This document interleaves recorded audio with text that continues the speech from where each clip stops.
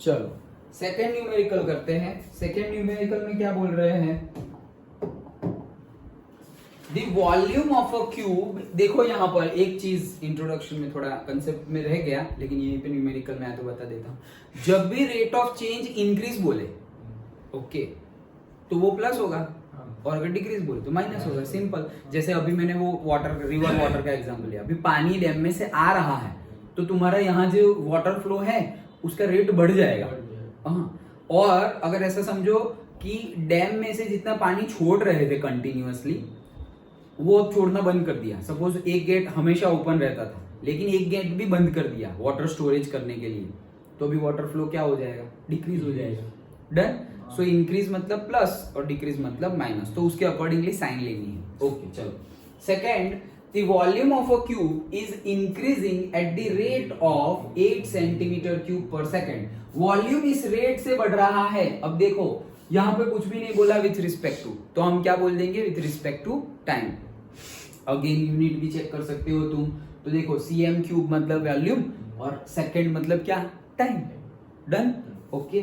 सो क्या बोला है, क्यूब का वॉल्यूम से सेकेंड न्यूमेरिकल, क्यूब का वॉल्यूम इंक्रीज हो रहा है विथ रिस्पेक्ट टू दिस, मतलब कि से वॉल्यूम है तुम्हारा dv by dt is given 8 centimetre cube per second. यही है, फिर से एक बार पढ़ लेता हूं।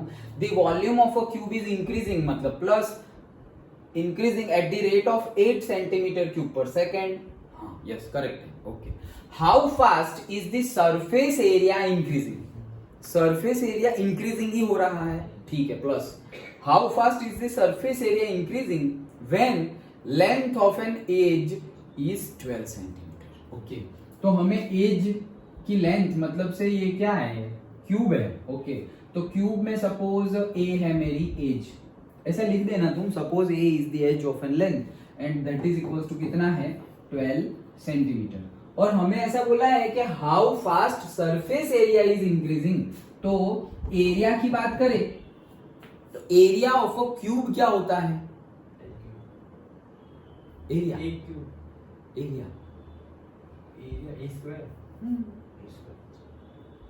डन। ओके, सो एरिया पूछा है ना, सरफेस एरिया। डन। लेकिन क्यूब का है भाई, ए स्क्वायर तो रेक्टेंगल का होता है, ये तो क्यूब है। वो तो 2D का होता है, रेक्टेंगल का ए स्क्वायर होता है, तो ये तो क्यूब है, ये रूम है ऐसा समझो। तो रूम का सरफेस एरिया याद करो 10th। 4L नहीं, 6 स्क्वायर। हाँ वो मतलब L को A ले सकते हैं। हाँ वो तो लिख ही सकते हैं, बट 6 आएगा, 6। हाँ क्योंकि क्यूब है तो 6 सरफेस 6 रेक्टेंगल हो जाएंगे। ये हमारा रूम क्यूब है मान लो, तो वो एक रेक्टेंगल, तो वो क्या है a इंटू ए स्क्वायर, तो इसका ए स्क्वायर, इसका भी ए स्क्वायर, इसका भी ए स्क्वायर, उसका भी ए स्क्वायर, ऊपर का भी और नीचे का भी, 6 ए स्क्वायर हो गए। ओके, तो सरफेस एरिया क्या हो गए, तो यस वो याद होने चाहिए। सो एरिया हो जाएगा हमारा 6 ए स्क्वायर। देखो अभी हम फटाफट जल्दबाजी में ए स्क्वायर ले लेते, लेकिन वो ए स्क्वायर तो रेक्टेंगल का होता है, हमें तो क्यूब गिवन है। ओके हाँ चलो, so A is equals to 6 A square, ये हमें पता है।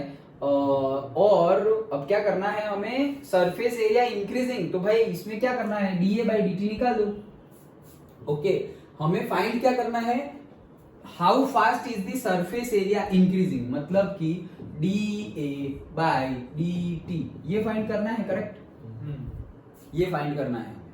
Okay, D A by D T find करना है, ठीक है। D A by D T find करने के लिए हमें एक चीज फाइंड कर सकते हैं, क्या फाइंड कर सकते हैं, देखो यहाँ पे हम अभी करने जाएंगे ना तो एक जगह पे रुक जाएंगे। ओके, रुकते हैं, पहला न्यूमेरिकल है तो देखते हैं। देखो जैसे इसका ही हम विथ रिस्पेक्ट टू टाइम कर रहे हैं, so D A by D T, तो क्या हो जाएगा 6 ए स्क्वायर का विथ रिस्पेक्ट टू ए हो सकता है, विथ रिस्पेक्ट टू टी नहीं, लेकिन करोगे तो फिर उसका करना पड़ेगा। हाँ, सो ए स्क्वायर का हो जाएगा 2a, लेकिन यहां पर तो विथ रिस्पेक्ट टू टी है, इसलिए मैं लिख दूंगा D A by D T. Done. Okay, तो ये क्या हो गया, हमारा हो गया 12a D A by D T.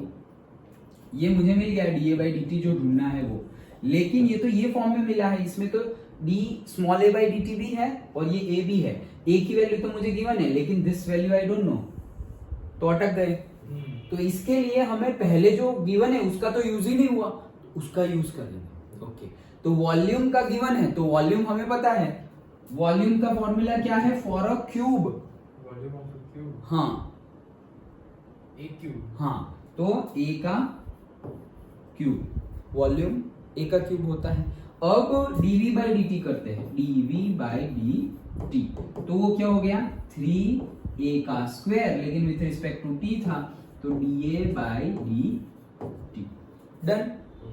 अब मुझे ये गिवन है तो वो वैल्यू में डाल देता हूं 8, और ये 3a स्क्वायर नीचे आ जाएगा, that is equals to dA by dt, done. ये वैल्यू यहां पुट कर देते हैं, तो यहां हो जाएगा d capital A by dt that is equals to 12 small a, और dA बाई dt की जगह क्या है 8 अपॉन 3a का स्क्वायर, कट ये कट, यस, और ये हो गया 3 4 जा, सो 4 8 जा 32, ए एंड 12 भी कैंसिल जैसे नहीं, ये वैल्यू 12 से डायरेक्ट, हाँ यस हो सकता है, यस करेक्ट। तो वो डायरेक्टली 12 ही है तो डायरेक्ट कैंसिल हो जाएगा, और मैंने क्या किया, मैंने तो 3 निकाल दिया, तो ये 4 इंटू 8 32 हो जाएगा, और डिवाइडेड बाय वापस नीचे a का 12 है, तो जो भी करो आंसर तो सेम ही आने वाला है। ओके, सो वो कितना आएगा से 4 8 जा 4 3 जा 8 बाई 3, और 8 बाई 3 देखो अभी हमने ये क्या ढूंढा dA बाई dt, सेंटीमीटर का square divided by second. Okay, centimetre का स्क्वायर बाय सेकंड, यही फाइंड करना था हमें, this is the answer, dA by dt निकालना था, तो ये हमने निकाल लिया।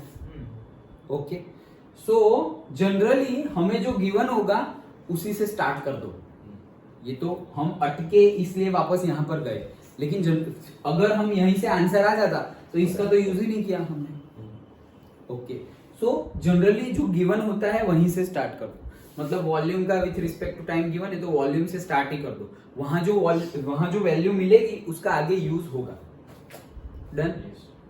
चिराग, ओके।